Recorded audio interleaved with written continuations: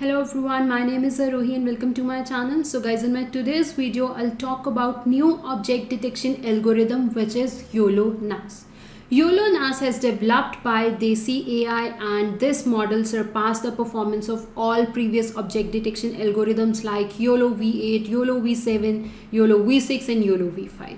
This YOLO-NAS model is pre-trained on famous datasets like COCO dataset, Objects 365 and then the RoboFlow 100. Okay, so in my today's class I'll show you, first we will see how to use the pre-trained YOLO-NAS model to make the predictions, and after that we will see how to work with a custom dataset, how to train your YOLO-NAS model on a custom dataset so that it can detect your custom objects. Okay, so let's begin. So guys, we will start with this Jupyter notebook. Okay, and guys, first of all I have created a separate environment because I always recommend to work in a separate environment, because what happens is if your Python environment have multiple Python projects running in it, so sometimes what happen is different projects may need different versions of same modules, right? So that can cause compatibility issue. Okay, so it's always a good practice to use a separate environment. So that's what I have done. I have created a Python environment and I'm using Python 3.10 for it. I have activated the environment, and once I activated the environment I have installed this package, SuperGradient package. Okay, so this basically the SuperGradients is a PyTorch based training library, and this package is required when you want to train or test or you want to run your YOLO-NAS model. You need this package. Okay, and if you want to know more about this package, then you can visit their GitHub repo. I will share the link of that GitHub repo. You can visit that repo and you can see more about it. Okay, now let's go back to this Jupyter notebook. So we have installed this package. After that we are installing this package IAMUtils. Okay, and then the third package is RoboFlow. Guys, you need this RoboFlow package if you want to directly download the datasets from your code only, right? Then and you want to use their dataset in your code, then only you need this RoboFlow package. Okay, so if you're using your custom dataset, suppose that dataset you're not using the dataset of RoboFlow and you have your custom dataset, then there is no need to install it. But if you want to download the dataset from RoboFlow website and then you want to work on it, then you need this. Okay, and after that we have this package. Okay, so these four things are required for YOLO-NAS. Once we done that, let's check the version. The Torch version I'm using is 1.12.1 and it is compiled with CUDA. I'm using 11.6 CUDA toolkit. Okay, and then over here I'm showing you the GPU on which I'm working. So my GPU is GeForce RTX 3090. And after that, now let's load the model, pre-trained model, and let's test that model. So what we are doing is, okay guys, before that just see here, this and this. These are the three different versions of this YOLO-NAS. Underscore small means, S means this is the smallest model, underscore M means the medium model, and this L stands for large model. Okay, so this smallest model, this will work fast, but you will get the accuracy will be less as compared to the medium model, right? Because this dataset is small. Okay, and then in the case of medium and large model, if you'll compare medium and large model will take time to process your data and show you the output, but it will provide you more accuracy. Okay, so it's always you can always decide which model is best for you. If you're looking for more speed and you can compromise on accuracy, then you can go for smaller model. But if accuracy is the concern, then always choose the model with the large model and it will provide you a higher accuracy. Okay, so in my today's tutorial I am using the large model. So that's what we have done over here. First of all, we are importing the models from SuperGradient trainings, and then we are writing the name of the model which we want to use. So underscore L means we want to use the large model, and large model which was trained on COCO dataset. Okay, So we have stored this in this variable. Okay, so guys, I have commented out this section. This section is only required if you want to see the architecture in detail, like what all layers are there, then you can uncomment this section and then you can check it. Okay, now the next thing is, let's provide the URL of our image and then see what kind of predictions we get. So this is the URL. In this variable we have provided the whole URL of the image, and then over here this dot predict and then the URL we are providing, and this is the confidence score. You can change the value over here and you can, you know, play around. You can change the value and you can see what kind of outputs you get. Okay, so this show will show you the output. So we are using the predict method on this URL with, this is the confidence score we have provided, threshold value, and then it is showing. So you can see this is what we are getting. Okay, so this is quite a good result. Now let's say if you want to test this YOLO-NAS on video, then how will you do that?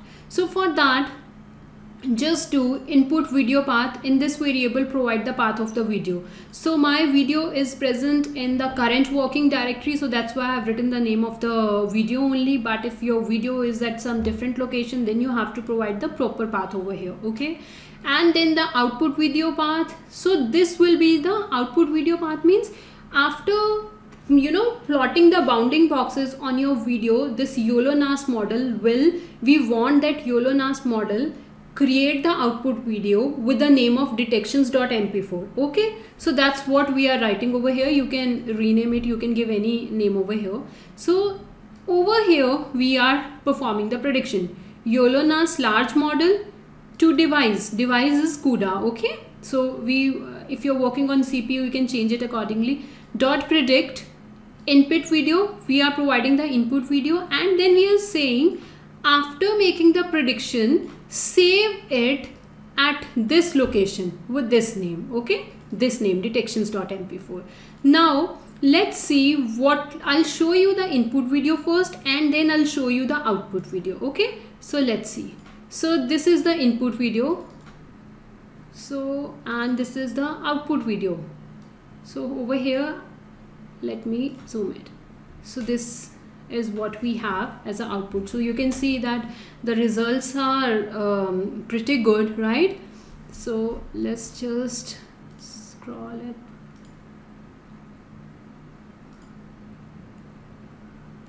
Right guys, so this is how it works on, and my input video was this. Okay, let's just, this was my input video. So this is how it works on videos, and if you want to use the web camera, then you need to write this. Last thing is predict underscore webcam. This function you have to call. Okay, here we are saying that if GPU is available, we want to use that, otherwise use CPU, and we are loading the pre-trained weights, and then we are calling the predict webcam function. Okay, this will open the webcam like this and you will see the output. Okay, so guys, this is how the pre-trained model work. Now let's see how to work with a custom dataset. Okay, so for that I have created a separate folder. Inside this folder I have done all the work which is related to custom dataset. So first thing is, this is my dataset folder, fault detection. So I have only one class in my dataset, which is fault detection. So let's open it. We have train, test and validation folder. Train folder have images and labels. Now guys, one more thing, this YOLO-NAS model, it accepts, okay, let me open this first, YOLO-NAS custom dataset here. So this YOLO-NAS model, it, you know, it is compatible with PyTorch datasets and Dataloaders. Okay, so if your dataset is in Coco dataset format, then also it will accept. Pascal format is accepted, this format is accepted, and YOLO v5 format is Dataloader function is also there. So what is the benefit of these? You know, already Dataloaders are already there. So what is the benefit of using that? You know, we don't have to spend time to write those functions. Dataloaders are already there. You just need to call the right function, and then you can work on it. Okay, so in my today's class what I've done is I am working on a data set which I have stored in the YOLO v7 or v8 or YOLO v5 format. Okay, so what YOLO v5 or v7 or v8 format looks like, we have a folder, train folder. Inside that we have two folders, images and labels. Inside images you will have all your training images, and inside labels you will have all the corresponding annotations files. So if you have 100 images in your image folder, then you should have 100 corresponding annotation files which should be in a text format in your labels folder. And let's open one file and see what kind of file we have. So when you will open it, you can see this is the class ID and these are the bounding box coordinates. Okay, so this is how YOLO v5 format or v8 format looks like. So in my today's class I'm using this format, and my dataset have one class which is fault detected. Okay, so in the same way you can see the val folder. Inside images we will have all the images, and inside labels you can see the corresponding labels. Okay, so this is my data set. After that, only thing is, this is the code, this is our code, and let's see this code first. Okay, so this part I have already told you, right? So Torch version and CUDA version is this. Now let's fine tune YOLO-NAS model to work with our custom dataset. So guys, it is always recommended to fine tune the model, means use the pre-trained model, then you fine tune that pre-trained model with your custom dataset to get good results. Okay, instead of creating your object detection model from scratch, it's always a best practice to take a pre-trained model and then fine tune that pre-trained model with your custom dataset. So that's what we are doing today. Okay, so whenever you want to train your custom dataset using YOLO-NAS, then you need a trainer. Okay, so over here you can see a trainer. We are importing a trainer from SuperGradients.training. Okay, so imported that trainer. So then here, so over here checkpoint directory, and this is the folder name. Okay, so what we are doing here is, this checkpoint simply means over here I want to store the trained weights and all the files and the logs which are related to the training process. I want to store all those things in this checkpoints folder. Okay, so that's what we have written. This is the folder name in which I want to store that. So trainer, experiment name, and then this. So guys, this is the another folder name. So inside checkpoint folder name, we want to have this folder name. Inside this folder, we want to store all the output. Okay, let me show you this. Checkpoints, and inside checkpoint we have this. Okay, let me show you this. So this is my checkpoints folder. Inside that I have the another folder which I've just told you, and inside that you can see we have all our models.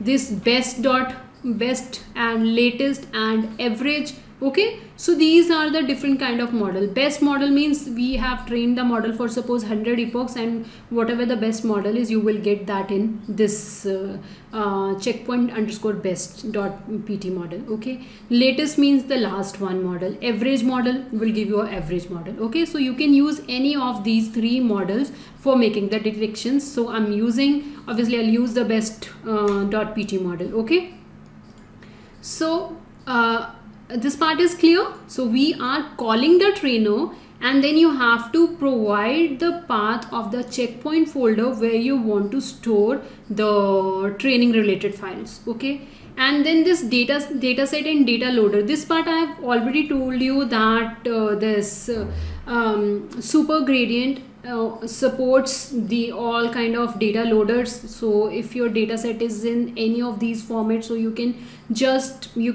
simply load that data set using the existing dataset loader, and it will save your time. Okay, so that's what I'm doing. I am importing the data loaders first, and these are the COCO detection YOLO format train, COCO detection YOLO format val, right? So what we are loading, my data set is in YOLO format, right? YOLO v5 format. So that's why I am loading those data loaders which are related to, which will help my dataset to get load on this. Okay, and then these are the important parameters which we are providing. Data underscore directory. So this is my folder name where my dataset is. So let's see again, fault detection. So this is the fault detection is the folder name in which I have my train, test and validation folder. So that's what I've written. Train images folder, where our training images are. In fault detection folder, we have a train folder. Inside that we have a images folder. Inside images folder, we have related images, train images. Okay. So after that, in the same way, we are providing the where our labels are, where our validation data is, where our test data is, and the classes. In my case, we have only one class, fault detected. So let's suppose if you have multiple classes, then you will just write comma and then the second class name and then the comma and then the third class name. This is how you'll write the class names. Okay, so in my case I have only one class, so I have written like this. So here train data and then this val data and then this test data. So these are the three data loaders. Train underscore data have we are loading the training data, here we are loading the validation data, and here we are loading the test data. So it's simple, right? Data directory. In images directory, what we are giving to images directory? Train image directory. Where is our train image directory? See here. Okay, so this is how we are using. Our training labels are present at this location and we have stored it in over here. So we are writing like that. Okay, so this is what we have done. So now we have initiated that trainer. We have used the data loader to load the data.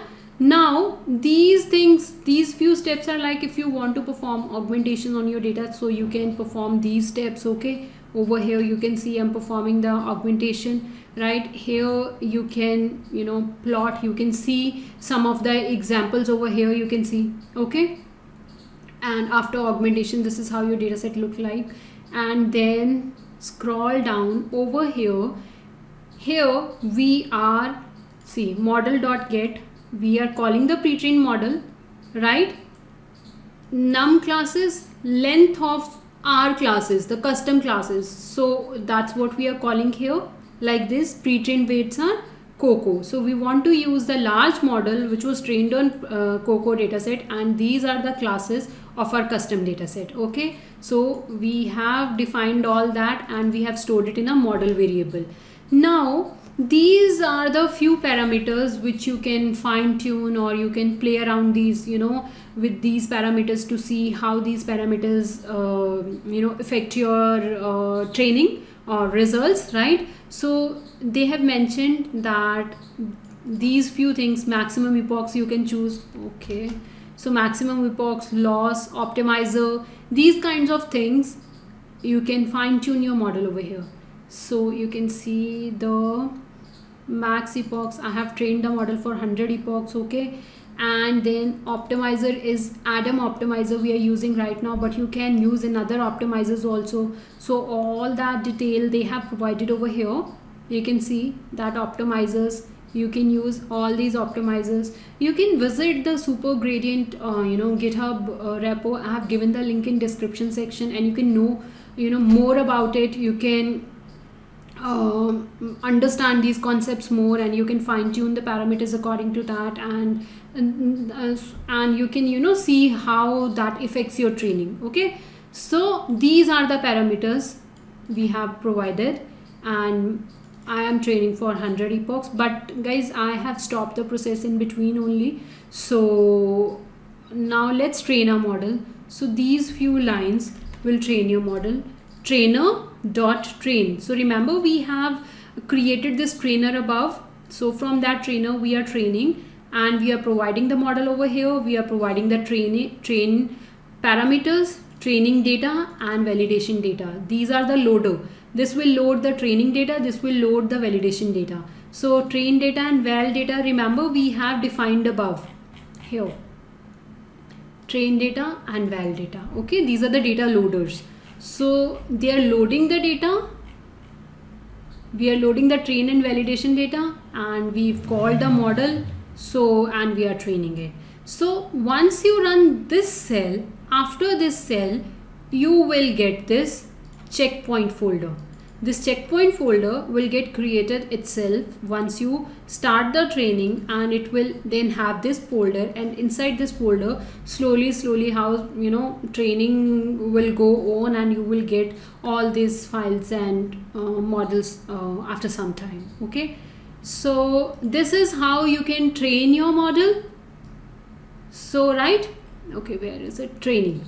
Now once we have the training done, so I have explained you that best model is with this name, and this will be the last model. Okay, and now you can decide which model you want to use, and this is how you call your model. So I am calling this parameter you have to provide, and over here we are providing the path of our custom trained model. Okay, and we have stored it in best model variable. Now we'll call this variable in our next cells, and we'll make the predictions. Okay, so if you want to evaluate your model, this is how you evaluate your model. Okay, you can see the result over here. So guys, again, I have trained it for very less epochs. Okay, so the results are not so good for that. Now let's make predictions with the best model. So my image is this test t1.jpg. let's see this image first. T1.